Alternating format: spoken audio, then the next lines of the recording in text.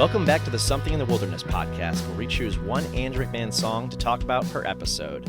I have a guest joining me today, a musician from the state of Maryland. Coincidentally, that's a state I've lived in for just a little bit a while back. So Kyle dropped an album last year under his moniker Patterns in Traffic. Not only is his music inspired a little bit by Andrew McMahon's, but his project's name actually comes from Andrew McMahon lyrics. Kyle, I'll let you introduce yourself to the listeners. Thanks, Steve. Yeah, I think you hit on some of the highlights. I'm Kyle Simmons. I'm from Maryland. I'm a husband and a father of two awesome girls. I have a career in finance, but I think the more relevant to this podcast, I'm a musician and a songwriter in what little free time I have, and just a all-around music junkie. So music is definitely my passion, whether it's listening, writing, recording, performing, going to shows, buying too many vinyl records. Yeah, I can't imagine life without music being a big part of it. So I'm glad to be here to talk about one of my favorite songwriters. Awesome. Well, you're in the right place because I'm a music junkie, self-proclaimed myself. Tell me about your project, Patterns in Traffic. How did that come about, and what is it to you? I started fooling around with, playing bass in high school. Some friends and I, some fellow music junkies, I guess, we decided listening wasn't good enough anymore, and we wanted to start doing our own music. And so we kind of decided to learn some instruments and form a band. So that's kind of how it all started. And I've been in various local bands over the years through high school and college and beyond. We recorded some demos, but we never really got as far as a full-length album. And to me, the album format is just like the pinnacle of music listening. I just love the journey of an album. It's always been a life goal of mine to have, a full-length album to my name. And eventually, as I got older, I just decided that I would take some of the songs I've been writing and just do it myself, not have to depend on anyone else. Yeah, I've been working on Patterns in Traffic fairly seriously since about 2010, which is kind of crazy to think about. Wow, that is a long time.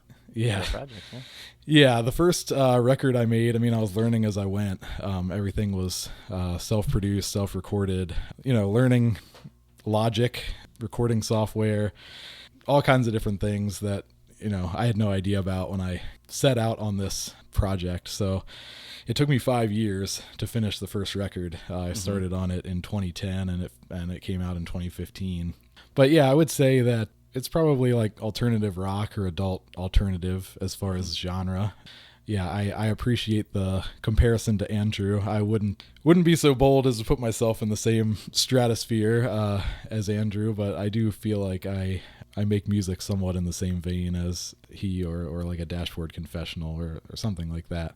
I try to go for sincerity and personal songwriting and relatable topics, and kind of wrap them in pop sensibility and give them a chorus that'll get stuck in your heads. That's kind of the mission statement of my music.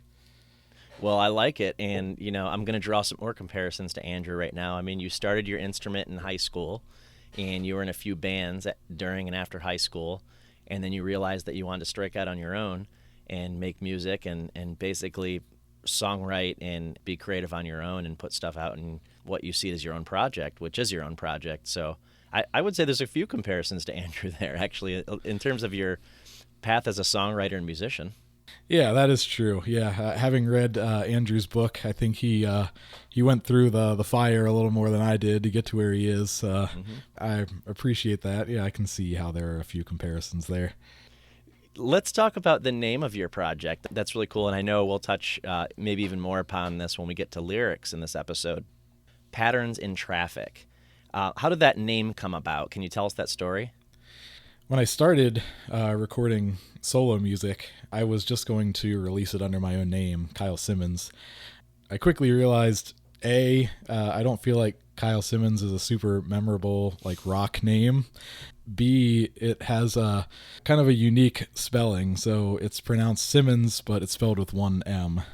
I think it's hard enough to get people to check out your music without the added challenge of them spelling it incorrectly if they do decide to go and check it out online. So I decided that I wanted to give myself a pseudonym for my music project. I feel like that lyric kind of came to me. I don't really remember seeking out a name. I think I had it kind of in my back pocket already when I decided to give myself a different name. And I just love The Glass Passenger as an album. I love that song and the way he sings that particular line, Patterns in Traffic. It's really open to interpretation. I feel like it's thought-provoking, and it felt like a good representation of the kind of music I want to make. So I sat with it for a while to make sure I wasn't going to change my mind, and then I went ahead and made the change. I found the story really fascinating when you originally got in touch with me, especially because of kind of the debate in the actual lyrics to the song. But we'll hold off on that part, and we'll come back to that. How about that? Sure, okay. But when I search for Patterns in Traffic on Spotify, two things come up. Well, several things come up, really. But one is obviously your artist name, and the other is Orphans by Jack's Mannequin. And it says, I noticed in my app, it says lyric match under it. It's definitely picking up both you and Andrew's song in the same search. So that's pretty cool. That is cool. I don't mind being listed next to Andrew McMahon. I mean, that's great. I want everybody listening to know that Kyle brought a special gift for us, so you definitely have to stick around to hear that. We're going to drop a special gift in the middle of the episode, and we're going to talk about it, so I'll look forward to that. But Kyle, I checked out your music on Spotify, and then I also went to your Bandcamp because I think there's some things on there that aren't yet available on Spotify. And I got to say, I was truly impressed. I was really excited because it's right up my alley. So the way you described it, pop alternative or alternative with pop sensibilities, that's really up my alley. Where I am in my life now with the music I listen to resonates with me. I love good, clean vocals. I love good vocals, and you have a great voice, by the way. Thank you. I appreciate that very much. Do you have a singing background prior to being in bands? I don't, no. I actually, in my first band, I played bass, and I did very little singing, and if I listen to any recordings from that era, I cringe pretty strongly. No, it was something I grew into for sure. I had to work at it for quite a while, and I think the main thing is just confidence. You know, when you first step in front of a microphone, it's pretty terrifying, and then as you get used to it, you're building that confidence. I think that if you are hesitant in your delivery when you're singing, it's obvious, and you can hear it in the performance. So you just gotta kind of grit your teeth and go for it. Yeah, maybe that's my problem. I'll blame it on that because I do dabble in karaoke, but man, songwriting and singing your own songs, but mostly putting that to recording is a whole different level. When I hear myself back in recordings, I'm like, ooh, let's keep that in the bar. You know what I'm saying? Yeah, absolutely. And I probably feel like that about my speaking voice. Like I'm fully expecting to listen back to this episode and not enjoy the sound of my own voice, but I don't mind my singing voice. It took me a while to get used to that myself. You just have to forgive yourself and say it's okay. So I mentioned on a recent episode here, it wasn't that long ago actually, I was talking about another song from The Glass Passenger, and I was talking about all these songs toward the end of the album. I admit that these are all very different songs from one another, but I guess when I listened to the album all the way through, you know, back when I did that more often, whether it was streaming or with a CD, these songs just kind of blurred together for me. On the podcast, we talked about Caves, and very soon we'll be talking about another song from toward the end of this album as well. But today we're talking about the song Orphans, and it is, of course, by Jack's Mannequin, off of Glass Passenger, which was released on September 30th, 2008. I'd call this one a deep cut for sure. I'd say only the real Jack's Mannequin fans know this song. Would you agree with that? Yes, absolutely. So, Kyle, I got to ask, though, why this song? I don't hear about this one very often. There's not a lot of people, you know, chomping at the bit to talk about Orphans. I mean, the obvious answer is, you know, the artist name came from a lyric in this song. But also, The Glass Passenger as an album just means a lot to me. It's an album that deals a lot with uncertainty, and it was released as I was starting my final year of college. So I was in a space where I really had no idea what life was going to look like in a few months when I graduated, what my career was going to look like, kind of what I was going to do once I was done with school. The Glass Passengers just came at the right time to help me embrace the unknown, I guess. And Orphans specifically always stood out to me because it's so unique, not only on The Glass Passenger, but I feel like in Andrew's entire catalog.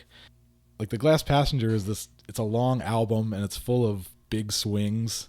Mm-hmm. Then you got this little like 2.5 minute raw live sounding song near the end of the record, and it almost sounds like an interlude, and you can miss it if you're not paying attention. Like, it just goes by quick. And maybe it's my penchant for rooting for the underdog, but I feel like this song deserves more recognition than it gets. So you brought up a great point there. Maybe that's what happened with this song for so long. Maybe I didn't even realize that it was a separate song from those other songs around it. Yeah, it leads right into Caves, and I can see how they would blend together when you're listening to the full album. Yeah, because Caves is already a really long song and very lyrically heavy. So although Orphans is a little different, we'll talk about, the lyrics and the sound more in a little bit. Yeah, I do feel like it's easy for those to kind of blur together in such a way, which it seems like was the intention, right? Yeah, and actually, I'm not sure if you came across this, but there was a YouTube video that I found of Andrew actually talking about Orphans specifically. And it's just like a minute-long clip. He talks about how he wrote it on the same day as the Resolution, actually. Yeah, I saw that, and that was really interesting to me because, well, those are two very different songs in my opinion. Now, they are next to each other in the track list, but yeah, such different songs. But he said something like, I feel like those are tied together or attached or something like that, right, in that video? Yeah, he said he was glad that they were kind of attached in the track list, I guess. I'm assuming that's what he meant. But oh, I got you. Okay. That makes sense. Yeah, there may be more to it than that. I mean, thematically, maybe he had something in mind tying them together as well. Most of this album was recorded in late 2007 at Sound City and 4th Street Studios. And Andrew and Jim Wirt both produced this track. They have their production credit on it. Andrew played the piano and sang lead vocals, and then Bobby Rott Anderson played guitar. My understanding, based on that video that you watched, I saw the same one, is that most of this recording, if not all, I think all the recording on Orphans was done live. I think it was just Bobby and Andrew in the studio that day. I don't know if this part was from the video or not, but somewhere I read or heard that they did record bass for this song, but they didn't end up using it. Did you hear that or read that too? I did see that. Yeah, and I think that was from that video. Okay, yep. He mentioned in the video how they just wanted this song to be very simple, like unproduced, kind of effortless sounding, and I think that comes across. And the one thing that really, one thing that really strikes me about this song is how much space there is in the recording. There's so much space between the notes, and the instrumentation is so sparse at times, and I feel like there's a lot of power that comes from that, of just that kind of space in the recording, and they really lean into it with like the crowd noise in the background that you can hear in the beginning and in the end, and even kind of in the middle during the quiet parts, you can hear this kind of crowd noise that they I don't know if it's a sample that they put in there or if they actually went out and recorded some crowd noise, but it really gives it some atmosphere. And I always picture them like performing in a subway station or something. Like, it just sounds like people are walking by and having conversations, and you're hearing bits and pieces of things, not well enough to hear what anyone's saying, but it's just that drone. It's crazy you say that about the subway, because when I really paid attention to this song more recently than I ever had before, admittedly, and I heard that, what you're talking about, that background noise, I thought of Zombies on Broadway, the intro and the outro. I don't know how familiar you are with that album, but it starts with subway noise and ends with subway noise. And I definitely thought of that, and I was like, it kind of sounds very similar to those intros and outros on that album. Yeah, I do remember that. I am familiar with that album, but I never made that connection. Yeah, it does just sound like they're out in public somewhere. And again, I don't know if they intentionally grabbed that audio or if they used it from somewhere, like you said. I have no idea either. But it's also crazy to me that I wouldn't say the rest of the album is clean, or like there's definitely some like raw moments on the album all throughout. But I don't think there's any other place on the album where they use background noise like that. So I wonder what the intent was doing that for Orphans. It felt to me like they were really just leaning into that like live performance. Yeah. For all I know, maybe they had the window open in the studio, and they're just like, we're not going to muffle any sound. We're just going to let in whatever happens. I don't know. It doesn't really sound like just the street, but Yeah, one sound that I'm pretty sure I can pick out is like there's some like it sounds like chains rattling oh, that's right. Yeah. at the beginning and the end, and yeah, that makes it kind of interesting. I don't know what that's about, but yeah, just a lot of interesting atmosphere going on in the background. Well, from what I heard and read from Andrew, partially from that video there that we mentioned, he just finds this to be a really important place on the album, or the placement, I should say. The placement of the song was really important on this album, and the way it came about and recorded was so unique and simple, and it was different from the majority of how they recorded The Glass Passenger. He kind of looked back upon that recording, that video we watched with fondness, it seemed, in the way that it was done. That was good to hear that he feels like it has a special place on the album. So according to Setlist FM, Jack's Mannequins performed this song live exactly 3 times. 3 times ever. And that includes the Andrew McMahon in the Wilderness era as well, by the way. All 3 times that I could find were in October 2008, within the same week of each other. So all on the Glass Passenger tour. The album had just come out, so it makes sense that the songs they were playing were very Glass Passenger heavy, probably playing half the album or more of it, and Orphans made the set list a few of those nights. But I'm assuming that you have not seen the song perform live. Is that correct? I don't believe I have. I did see that. Have you seen Andrew McMahon live? Have you seen Jack's Mannequin or Andrew McMahon or something corporate? Or Yes, and I've been listening to your back catalog and hearing some of the conversations you've had with people who have these great records of shows they've been to in the past. I'm really jealous because I used to go to an absurd number of shows, and I just never really took any notes or kept records of who I've seen when and where, and that would be really cool to look back on at this point. But I do remember the first time I saw Andrew was on the North Tour in DC. Oh, nice.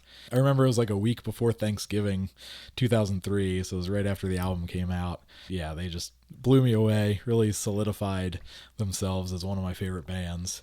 And I saw Something Corporate again on their reunion tour when they came through DC. Nice. And then Jack's Mannequin and The Wilderness I've seen many times. Usually anytime he comes through Baltimore or DC area, I will go to most of those shows. So I'm sure it's been 10 plus times by now. Well, I mentioned at the beginning of the episode that I lived in Maryland for about, for a brief time, 4 years to be exact. I feel like we may have been at 1 or 2 of the same shows, actually. I was at the 2008 Warped Tour in Columbia, Maryland, and then I was at Baltimore Jack's Mannequin show, which was probably for the Glass Passenger tour. Yeah, it sounds very possible that we were at the same show. Columbia Meriwether Post Pavilion is like right around the corner from where I grew up, so it's very possible that I was at that Warped Tour. I went to a few of them there. That was a great Warped Tour, by the way. Nice. Yeah, I saw him at Meriwether co-headline. It was a co-headlining show with Jack's Mannequin and The Fray.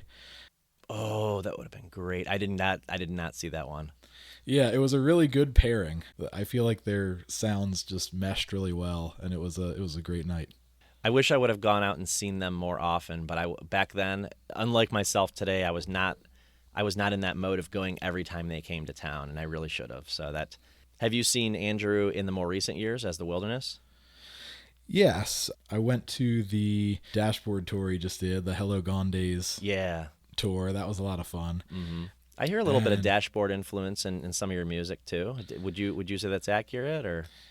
I would draw that comparison, yes. I actually am not as familiar with Dashboard's catalog as I am some other bands, but I definitely recognize from what I am familiar with that I feel like we kind of tread the same path in some ways. So yeah, I appreciate that. When you go down to just acoustic guitar, or that kind of comes to the forefront, that's when I hear it more often.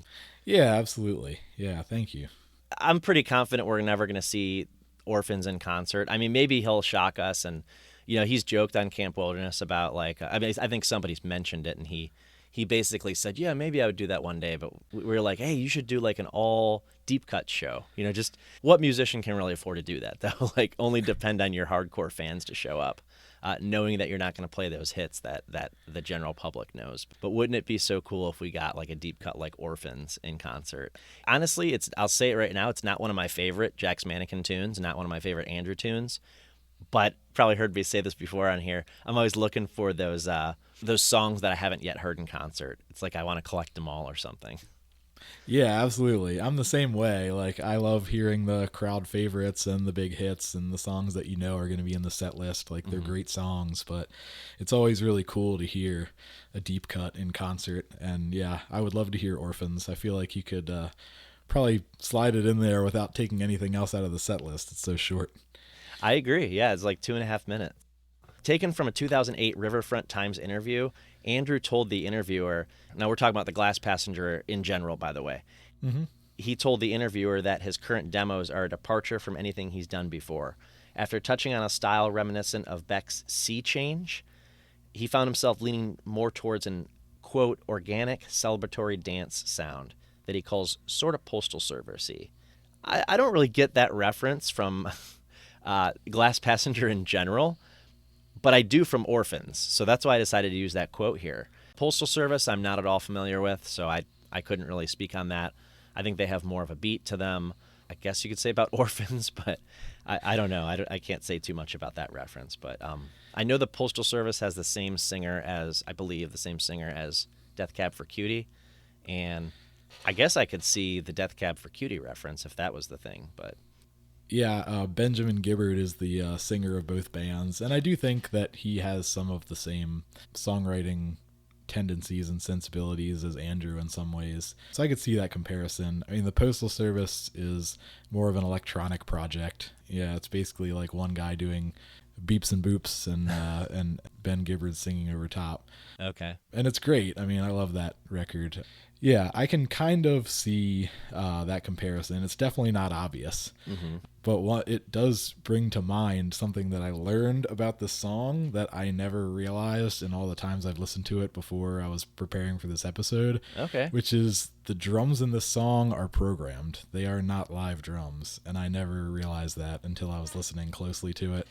I was looking at the liner notes and saw that somebody was credited for programming. There was no drummer credited on the song. Do you remember who was credited? I have the liner notes here. I think I actually saw it on Wikipedia, whatever the credits were. I didn't look at the actual album, which I see you have there. So your data might be more reliable than mine. Max Cohn. I don't know how I missed that, because usually I do say that in the episode. Aaron Dunn for additional guitar after Bobby Raw. C.J. Erickson for programming, and Max Cohn, if I'm reading that correctly, for programming as well. So I completely missed that detail.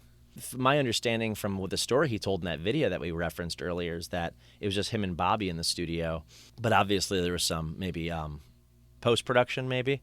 Yeah, it sounds like they added some additional instrumentation, after that initial live session. Yeah.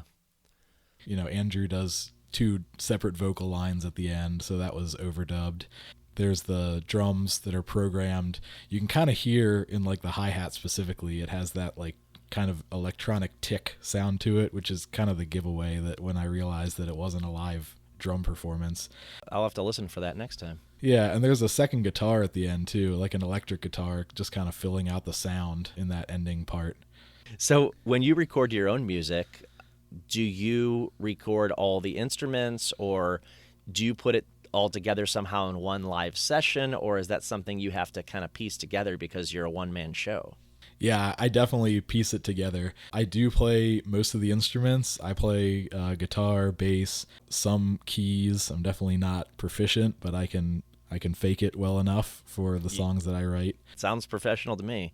Thank you. But yeah, and then obviously I sing everything. I do not play drums. All my drums are programmed. So bass is my main instrument, and I have pretty good rhythm on the bass, but when I sit down at a drum set, it all goes out the window. So okay. And drums are notoriously tough to record if you're not in a studio. So I don't have a drum set. I wouldn't want to try to mic a drum set and play it in my house. The electronic drums do just fine for what I need. And they definitely work with the kind of music you make too. So you mentioned earlier in our conversation that you see Orphans as more of an interlude type of song, and Andrew did mention that I think in that video that it was intended as more of a transitional track. Yeah, it bridges the gap between The Resolution and Caves. Yeah, which are two very different songs, and I wonder if maybe he just needed something, felt like he needed something, or whomever helped him make decisions on the track order just felt like they needed something in between those two tracks. I mean, those are both lyrically heavy tracks for one, but two pretty different tracks from each other. I feel like Orphans is a pretty serious song too, so it surprised me when he said that it was just like us having fun and not being too serious, because I feel like it feels like a very serious song. I think he mentioned that they called it Little Jam for a while, that was like the working title for the song, and then eventually they came up with an actual name for it. But it is interesting because it does seem pretty heavy lyrically, but I guess sonically it feels like a space in between those two other tracks where you can kind of catch your breath. Yeah, you said earlier that you felt like there's a lot of space in between the notes, which maybe helps give it that breather. Yes, absolutely. Okay. Like I said, I never saw this as a not serious song. It just kind of, it reminded me of the rest of that part of the album. Like, oh, these are some pretty heavy, deep songs here. Like you, I do enjoy looking at an album as a whole. I think it's, I've mentioned that probably more times than I need to on this podcast, but I appreciate the layout of an album. So when you put together your album, you said one of your, it sounds like life goals was to put out an album, and you did that. What kind of considerations go into putting together tracks, deciding what songs make an album, and how those songs fit with one another back to back? A lot of thought goes into that, and I would imagine any musician probably puts a lot of thought into that. Mm-hmm. If you're going to make an album, those little details, the sequencing, the songs that flow into each other, it's all something that I'm sure anyone who makes a record is really interested in. Those little details, like those things fascinate me. I love to analyze what artists do with their album sequencing and how that journey unfolds across the album. I definitely don't have the luxury of throwing away a song. It takes me a few months probably to finish one song. Wow. Generally. And so you don't have 30 songs to pick from and say, I need to pick 10. Right, exactly. Yeah, I don't have the luxury of going in and recording a bunch of songs and then picking from them. But I mean, I definitely come up with song ideas that I don't use, and for me, I think I just kind of weed them out earlier in the process. So by the time I'm actually pursuing a final recording of a song, I know that I like it enough to put it on the record. Mm-hmm. So yeah, there are no real like Patterns in Traffic B-sides sitting around anywhere. Everything that I've recorded is on the record. They're all A-sides, man. They're all A-sides.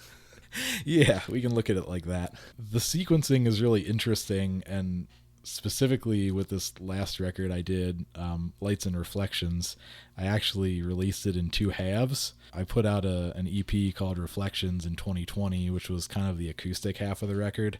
Okay. And then I did an EP called Lights in 21, which was kind of the electric, heavier side of the record.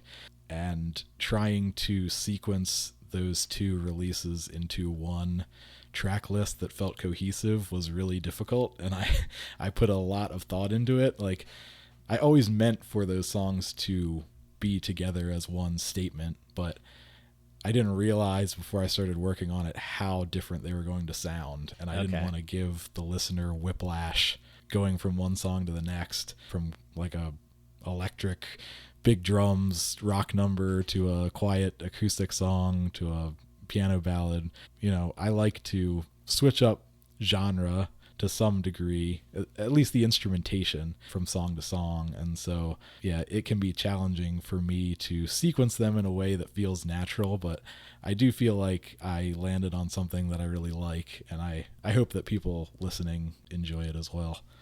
Well, I'm glad as you were going through those decisions that you didn't have to say to yourself, oh, this no longer fits here because of A, B, and C tracks. So it was all material you wanted on the album, but you just had to make it fit in a cohesive unit. So you had to get So part of that creative process not only is not only the songwriting and the production, but also how you line them up. It's always fascinated me to hear how a musician. So thank you for a little bit of that insight. I mean, I love album sequencing. I think it's real music nerd stuff that most people would not think twice about. But I think there are certain songs that you hear or in my case, you write, and it just feels like an album opener, or it feels like an album closer, or sometimes it feels like a track 4, And so for me, sometimes you have certain spots where the certain song is going to fit in, and then you have your other songs, and you just kind of have to figure out how they fit around those spots to make the record as cohesive as possible. All right. Well, I think this is a great time in the episode to introduce the gift that you brought to the podcast. And I call it a gift because when Kyle reached out to me, he said that he had been working on a cover of the song Orphans, which is another reason, and I understand why you didn't mention this earlier as one of the reasons that you brought this song to the podcast. You didn't want to give it away. But I'm sure that probably helped play into why we picked this song to talk about on the episode as well.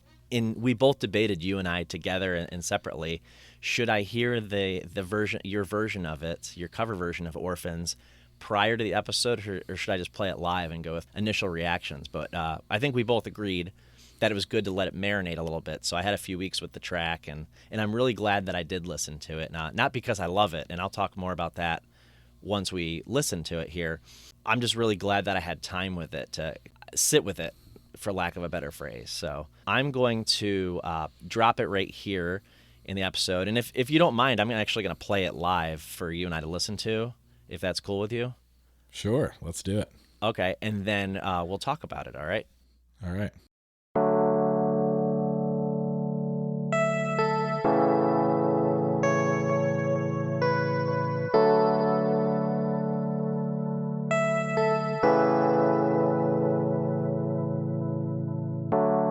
I'm looking for a sign. My spirit's faded. She holds on like a vine. Patterns in traffic that sound just like my heart race in the dark. In time to catch you. No one should let you go wandering off into the night. You're not an orphan.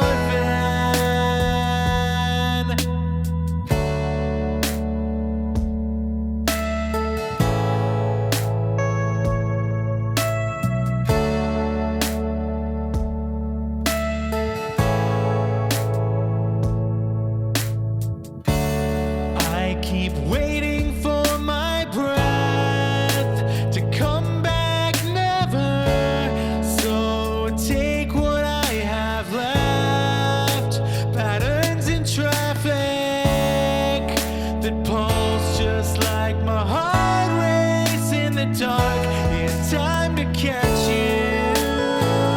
No one should let you go wandering off into the night. You're not an orphan. Right there to catch you. I won't forget you.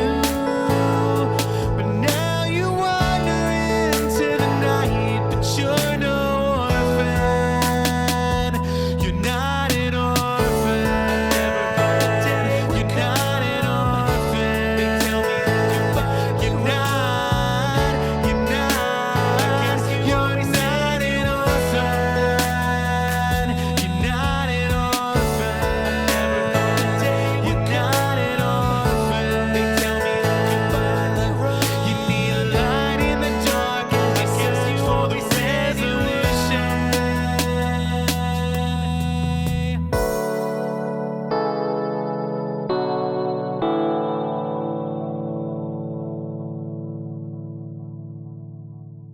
All right, so that was Patterns in Traffic's cover of Orphans.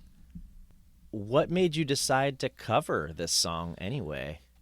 I always thought it would be really neat to cover that song just just as a little Easter egg to the listener, like here's the song where the artist name came from. So it's been on my mind for years that it would be fun to cover it at some point. And when I reached out to you and we started going back and forth and it seemed like we might discuss Orphans, I thought it was a good excuse to finally do it. Oh, so you hadn't recorded it yet when you first reached out? No, I recorded okay. it. I was thinking that you had already begun the process and we're just kind of wrapping it up.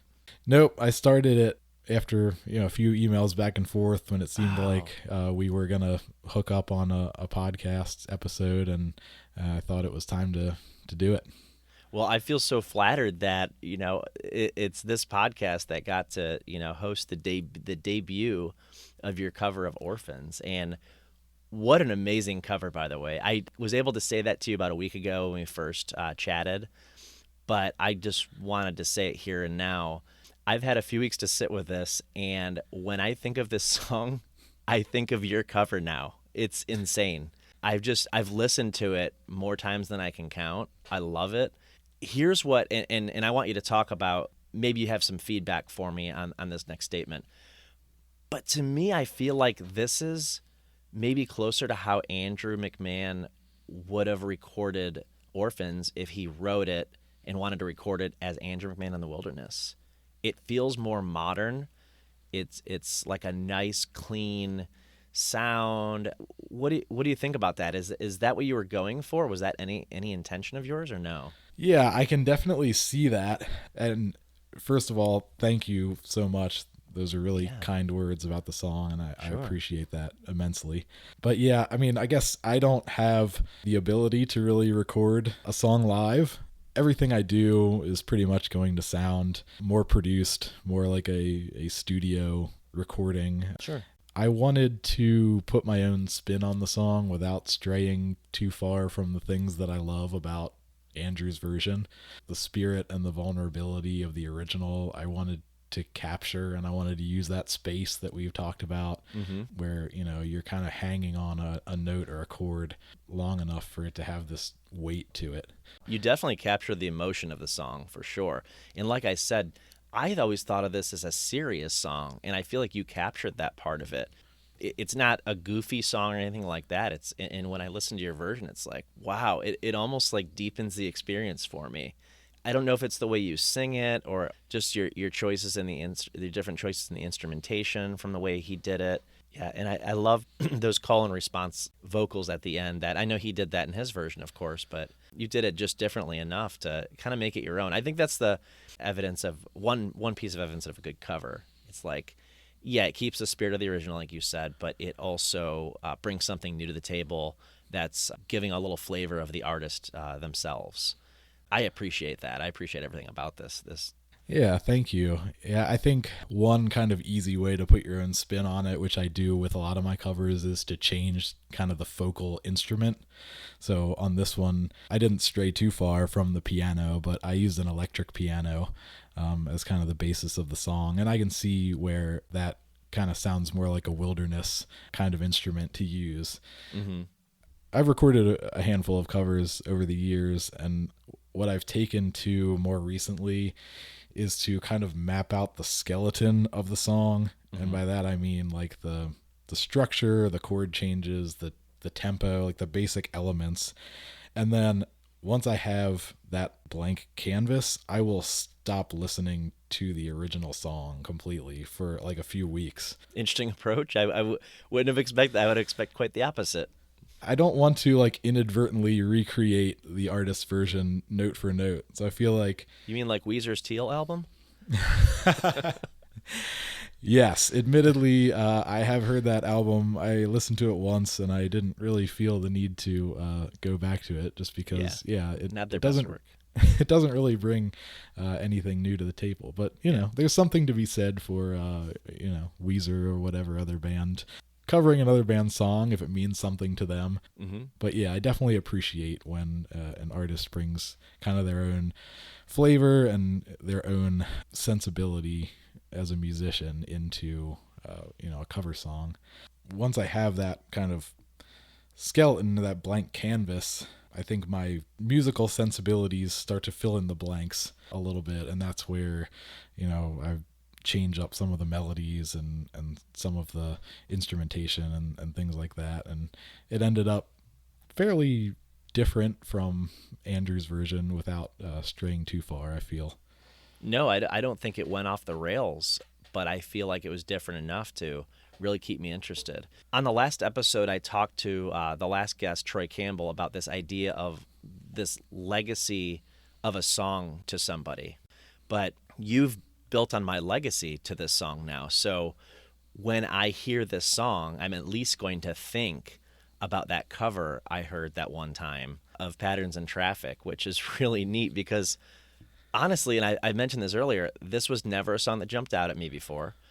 I just kind of, quote, got into this song more these last few weeks, and now I have a kind of a reason to return to it, even if it's nothing but the sake of like listening to Andrew's the Jack's Mannequin version and then to yours to kind of pick out those little nugget differences. So thank you for contributing to that for me, and hopefully that'll do the same for somebody out there listening. So. I hope so. And yeah, I just listened to that episode with Dr. Troy Campbell. I thought it was a really interesting episode. And yeah, he did say something like that with respect to your podcast. And I absolutely agreed with it, that the podcast that you do really deepens my love for Andrew and his music. And I'm sure it does the same for everyone listening. And so, yeah, I can definitely relate to what you just said. I appreciate that. So the feeling's now reciprocated because you helped do the same for me now. So when you did the piano for this song, was there two different piano melodies going on? Is that what that is?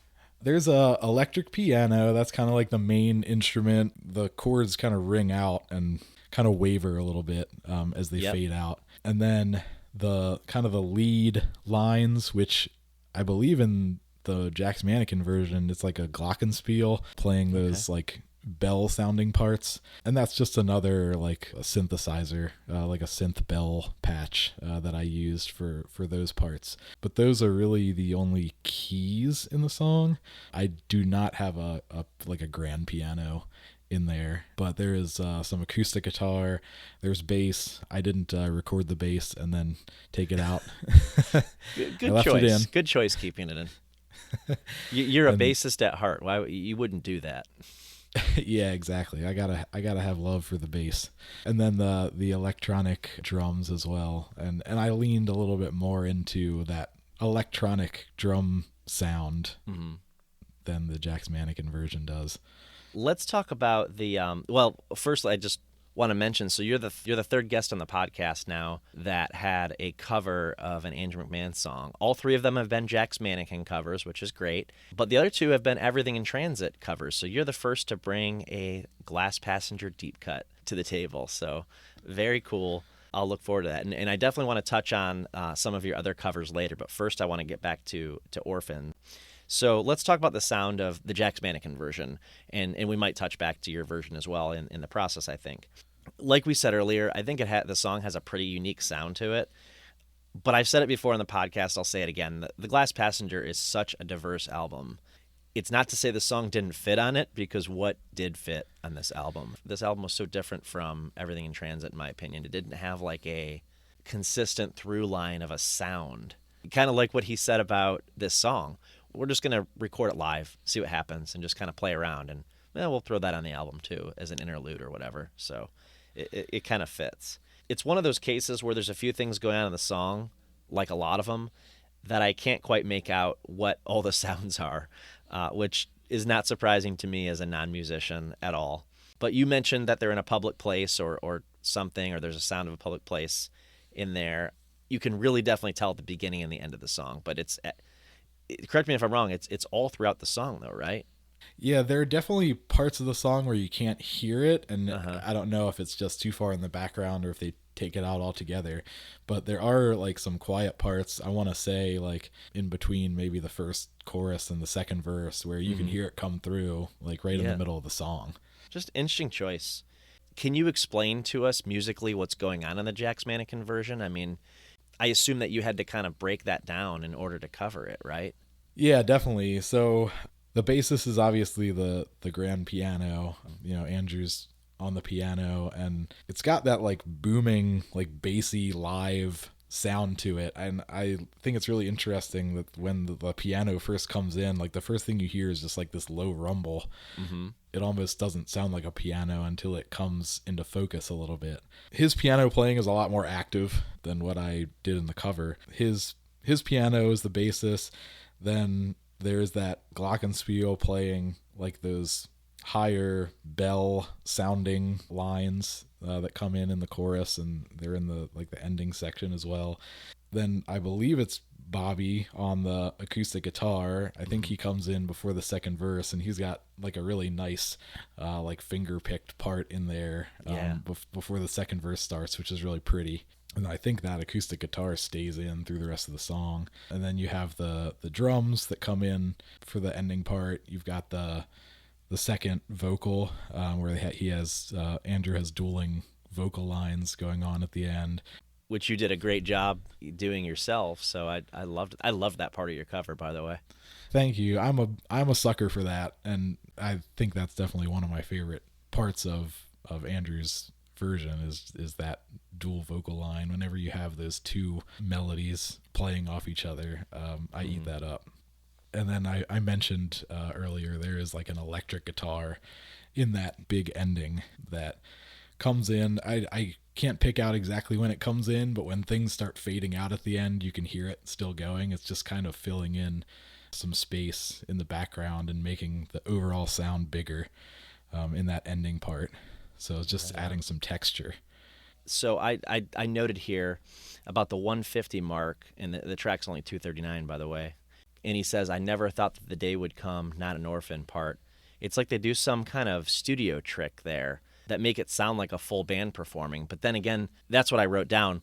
But then again, now that I'm realizing they did some post-production work on that. So this makes perfect sense now. Like doubling the vocals in places you mentioned, and the call and response vocals, but also adding those programmed drums after the fact. And it just sounds like there's a lot more going on than two people in a room, which is, I guess, the benefit to the production process. So absolutely. And it's impressive to me how much build there is in this song. Like where you start versus where you end up are two very different places. Yes. It starts out very sparse, basically just Andrew and his piano, and then you end up with a full band, definitely a full sound with a lot of instrumentation, 2.5 minutes later. So it goes a long way in a short time. Do you think this song could have been a little bit bigger than it was in terms of something more than maybe an interlude or a 2.5-minute track? Do you think that was a possibility, or do you think it really was just hey, we're just going to throw this in there as like something a little extra? It definitely could have been more than it is. It could have been extended. It could have added, additional sections, some kind of bridge, and like come back to a chorus at the end. I think as a songwriter, if you write something that feels complete and it's only 2 minutes, you just kind of leave it alone. There's no reason to tinker with it if the song feels like it is what it needs to be. Fair enough. Yeah, I could imagine that. So let's talk about a little bit about your cover again. When you decided to cover this song, were there places in the song or ideas that you heard in the song that you were like, oh, I definitely need to keep that, but I definitely would like to do something a little different here? I definitely wanted to keep the call and response vocals. I love those. I definitely wanted to keep the structure and like the basic tempo, like core elements of the song. I didn't want to change. Mine is a little bit slower than Andrew's version, but it's not too different. And I wanted to keep that, what is performed by the glockenspiel in Andrew's version, like those lead kind of bell lines. I feel like those really give some nice texture to the sound, and they're catchy little parts, and so I definitely wanted to keep those, and I used a little bit of a different instrument for them, but I kept them as is. I didn't change anything there. And as far as changes, there were some melodies that I came up with early on that I wanted to play around with a little bit. One in particularly She Holds On Like a Vine. I kind of turned that melody around in a different way than Andrew does. I just really enjoy that particular moment in the cover. And that's the first place that you sing Patterns in Traffic. So is that part of that? I mean, is that part of the reason for that? I think it's just something that I heard. I kind of play around with melody a lot when I listen to different songs and think about different ways that a song could be presented, and especially when I'm thinking about recording a cover, I kind of play around with the melodies in my head without actually listening to the song, because I feel like it's impossible to stray from the original if you've got it in your ears.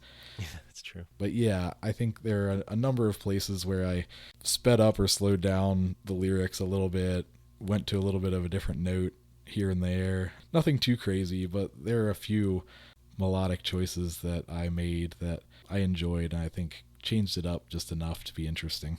On a last note regarding changes between Jack's Mannequin's version and your version of Orphans, I got to point this out, and I've been looking forward to bringing this up, and that's some lyrics you throw in at the end. So in a minute here, we're going to talk about the lyrics of Orphans, but there's actually some lyrics in the song that you pulled in from a different Jack's Mannequin track. And so if the listeners didn't notice, and they probably did, but I just love this part, how you did this, how you incorporated the primary line from the resolution into that call and response piece toward the end of your version of Orphans. I need a light in the dark as I search for the resolution. So cool how you fused that together so seamlessly, and it felt like it fit there. Admittedly, people are going to think I'm crazy. I had to go back to Jack's Mannequin's version. I was like, oh, was that in there? Oh, that's cool. I never noticed that. Oh, that was not in the Jack's Mannequin version. That was Patterns and Traffics. Yeah, what made you decide? Was that like part of the original concept idea, or was that something that was kind of a late add, or what? It was not part of the original idea. I kind of came up with it after I saw that little YouTube clip that we both watched where he talks about how he wrote Orphans. I wondered when you said you saw that video and we talked about how these songs are attached. That's what I was thinking since we've been talking. I was like, I wonder if that's where that came from. Yeah, I started thinking about how they would be attached, and I feel like I kind of came up with my own headcanon where like the protagonist of the resolution is the person that he's talking about in Orphans, and I'm sure that's not kind of what Andrew intended, but I just thought it would be neat to give a hat tip to the resolution somewhere in there, and that last line of that dueling vocal where in Andrew's version he's just saying you're not an orphan. It seemed to fit there really well, and it does. It's almost the exact same melody from the resolution. There's one note that I had to change to make it fit into the backdrop of Orphans, but it's almost exact, and so it fit in there too perfectly for me to not do it. Oh, I love that. So with that, let's talk about Orphans lyrics now. Are there lines that are particularly important to you? I mean, I assume the Patterns in Traffic line is important, but you mentioned at the top of the episode that there's maybe you think there's some significance to that line, and maybe there's some different interpretations out there, or what?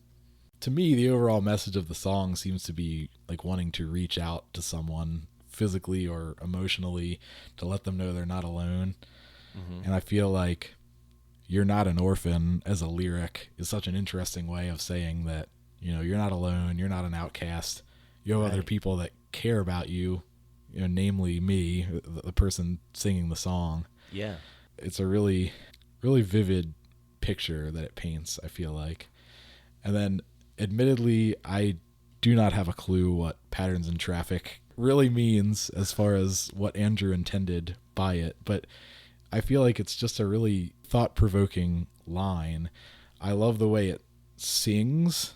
To go back to Ben Gibbard, who we touched on a little bit ago, the singer from Death Cab and the Postal Service, I was listening to a podcast not too long ago where he was being interviewed, and he was talking about producing music for other artists, and he was talking about how a line sings and kind of how it rolls off the singer's tongue is sometimes just as or more important than what it says.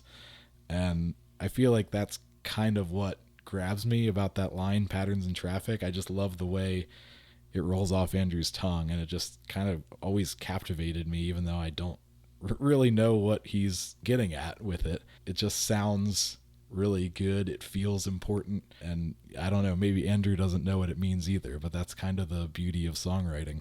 Maybe like you said, or like Ben Gibbard mentioned in that interview, it's just the way that those words flowed sounded good. Because I know that sometimes lyricists do that as well. It's maybe not the words they're saying, but the way they flow. It just feels right, sounds right. We chatted about this prior to the episode as well, but this is a good time to bring it up. In the liner notes for The Glass Passenger, the lyric is listed as patterns and traffic. I swear that it's patterns in traffic. Every time, or both times he sings it, it sounds like patterns in traffic to me. And if you look it up online, websites will show you patterns in traffic as well. But in the printed liner notes that came with the CD, it says patterns and traffic. And that is a recognition that I made maybe a year or two ago. So 10 years after you started your project? Yes, Nice. 10 years after I named myself after a misheard lyric, I found out what the real lyric is when I think it was when I bought the vinyl Okay. vinyl copy of Glass Passenger, and I happened to notice in the packaging, in the lyrics, that it said patterns and traffic instead of in traffic. And it's so funny because I had the CD at the time that I would have landed on this artist name. I could have opened it up and looked at it and double checked that the lyric that I was hearing was the correct one, but I was just so confident that's what it was. I didn't even think twice about it. And I think I probably Googled it and saw online that there were lyric sites that said patterns in traffic. So Yeah, for sure. that kind of reinforced the fact that I was correct in my interpretation. But it seems like Andrew's true lyric is patterns and traffic. We think, maybe. Maybe the printer got something wrong. I don't know. I'm sticking with you on this one. I like patterns in traffic, but and it makes more sense in the lyric. But hey, lyrics don't make sense sometimes. So if it was patterns in traffic, that's fine too. Very true. Yeah, I've come to terms with the fact that it may be a misheard lyric that I'm recording under, but I do feel like Patterns in Traffic is a better artist name than Patterns and Traffic would be. I think that would make me sound like a duo, so I'm comfortable with it. That's true. Good for you sticking with it, or standing by the name, I should say. Actually, those are some of my favorite lyrics of the song, are the lines where he says patterns in traffic. The song starts, I'm looking for a sign, my spirit's faded. She holds on like a vine, patterns in traffic. Down a little bit further, I'm going to skip a bit. I keep waiting for my breath to come back, never. So take what I have left, patterns in traffic. Yeah, like you said, it does sound like he's trying to extend a helping hand, or like an arm reaching out to someone who may be feeling alone and letting them know, you're not alone. There's all these things going on around us. The world's still spinning, but I'm here for you, regardless of what happens. I do like that interpretation of it, and I think you're right that's the where we get the metaphor for the orphan is the person who's feeling alone. I think we know that a lot of the lyrics on Glass Passenger were informed by Andrew's illness, and Yeah. I feel like some of the lyrics here seem to be like the take what I have left, waiting for my breath to come back, never. It shows a willingness to help despite, not having much in the tank, but I'll give you, what I do have. It's like a statement of selflessness. He's in the darkness himself, but he's reaching out and letting someone else know that they're not alone in that darkness. Yeah, and I really like the heart racing the dark line. I feel like that really paints a picture of like an internal struggle of some sort, like a good versus evil. They sound just like my heart race in the dark in time to catch you. No one should let you go wandering off into the night. You're not an orphan. And that's actually the first place he says you're not an orphan. That's the stanza, if you will, that I skipped in between the two patterns in traffic lines. Actually, there's two. I just realized there's two places he says race in the dark, both right after patterns in traffic. So Yeah, I think that is Heart Race in the Dark is like the one part of the song where the chords change up. Most of the song is like it goes back and forth between two chords, and then when he does the Heart Racing the Dark, that's where you get a couple of other chords that aren't really used anywhere else in the song. So the music changes up there, which is, pretty subtle, but interesting nonetheless. And just on a related note to these lyrics we've already been talking about, he says, before the outro, if you will, or whatever you want to call that ending, right there to catch you, I won't forget you. Now you're wandering to the night, but you're no orphan. You're not an orphan. Right there to catch you. I really like that line. Yeah, that is a good one too. Any other lyrics that we haven't mentioned yet that you wanted to bring up? I do really like "She holds on like a vine." Mm-hmm. That, to me, paints a picture, a very vivid picture of someone kind of struggling and grasping onto something or someone for some stability. I feel like that it says so much in that one line, and Andrew's great at that, and that's just the visuals. Yeah, he is excellent at the visuals. Yes, that's a good example. Do you have you'd say that's your favorite line of the song, you think? It might be that or Patterns in Traffic, probably. Understandably. Yeah. Or Patterns and Traffic, I should say. Yeah, Patterns and Traffic. Whatever you wrote, Andrew, that's the line. I think I'd go with that, right there to catch you, I won't forget you. And again, the way he sings it, the way you sang it, I know this is a really special song to you for all the reasons we've mentioned. Would you call this one of your go-tos? I would say Andrew has such an expansive catalog. I am honestly not sure if this song would be in my top 10 or 20 Andrew McMahon songs. Mm-hmm. I think it works really well in the context of the album, and I love it. I appreciate it immensely because of what it means to me personally and how unique and interesting I find it as this little underappreciated gem in his discography. But it's not necessarily one that I would often reach for out of context of the album.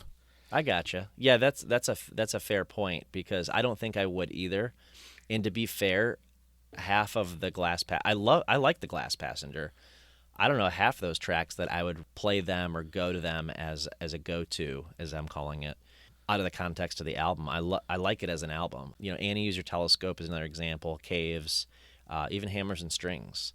I like hearing those as they are in the album. I don't necessarily go to those songs outside of the album. Yeah, and it's interesting because I agree with what you said. The Glass Passenger as an album is kind of all over the place sound-wise, and yet it still feels so cohesive that all those songs just really work well in the context of the full record. For sure. And I think these three songs that we've mentioned on this episode, The Resolution, then Orphans, then Caves, are good examples of that and how diverse this. I mean, if you played those three songs straight through to somebody, you get a catchy pop song with pretty deep lyrics, and then you get this little interlude song, and then a really dark, drab, emotional song after that. Yeah. So 9-minute epic or whatever it is. Again, I just want to thank you so much for again bringing your cover of Orphans to the podcast, and I do think you're super talented, and it was evidenced by that track that we heard today. But also, there's a lot of other stuff you do. I listened to, it's called Lights and Reflections, right? Is that correct? Yes, that's the most recent album. Yeah, so I listened to that whole thing through, Lights and Reflections, and I really enjoyed it. And I also listened to some of your covers, so I just wanted to bring that up real quick because we talked about covers today. I love the song choices, first of all. And I didn't realize, you told me that you were a Butch Walker fan, and you got a kick out of the fact that I mentioned Butch Walker several times in the podcast. But man, to record a Butch Walker cover, I don't know if I've ever heard anybody record a Butch Walker cover. So I was I didn't recognize the song name, the title actually, but I absolutely love Afraid of Ghosts as an album. I heard your version of Chrissy, I don't even know how to pronounce her last name, Chrissy Hind, I think. Yes, that's it. Okay. So that's the name of the song, also the name of the lead singer of the Pretenders. And I believe, is that right? Honestly, I don't even know. That sounds right. I think so, but I might be wrong. But when I heard your cover, that song came flooding back to me. And it was oh my gosh, I love that album. I love that song. What a great choice.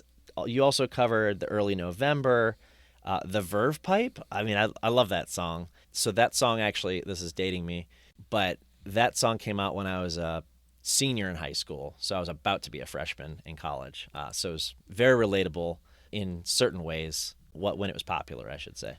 And then you know I'm a Weezer fan. You've listened to enough episodes to know I'm a Weezer fan, even though I did sting him a little bit on the Teal album reference earlier.